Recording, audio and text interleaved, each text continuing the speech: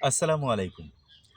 High blood প্রেশারের রোগী যারা আছেন, তারা তাদের ব্লাড প্রেশারকে নিয়ন্ত্রণ করার জন্য অ্যামলোডিপাইন, অ্যাটিনোনল অথবা লোসারটান পটাশিয়াম বা বিসোপ্রোলাল গ্রুপের ওষুধগুলো খেয়ে থাকেন।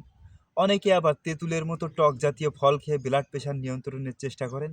আর যারা হোমিওপ্যাথিক ওষুধ খান, তারা সাধারণত রাউলফিয়া বা গোলোনিন একগুণ শক্তির ওষুধগুলো খেয়ে থাকেন।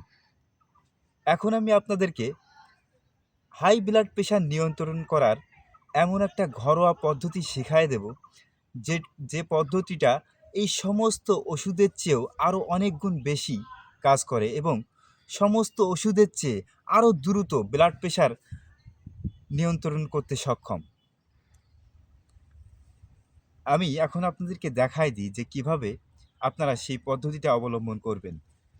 আমার এই যে পা দেখতে পাচ্ছেন, এই পায়ের যে টাইজম পয়েন্ট, এই টাইজম পয়েন্টটা আপনাদেরকে ফাইন্ড আউট করতে হবে। পায়ের এই যে গোড়া, এখান থেকে ২ আঙুল পরিমাণ মেপে নিবেন। নিয়ে এই যে পয়েন্টটা ২ আঙুল পরে যে পয়েন্টটা, এটা হচ্ছে টাইজম পয়েন্ট।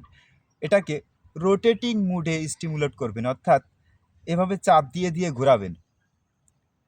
ডান পায়ে ৩ মিনিট এবং বাম পায়ে ৩ মিনিট এভাবে চাপ দিয়ে যদি ঘোরান, তাহলে আধা ঘন্টার ভিতরে আপনার ব্লাড প্রেশার 20% নেমে যাবে।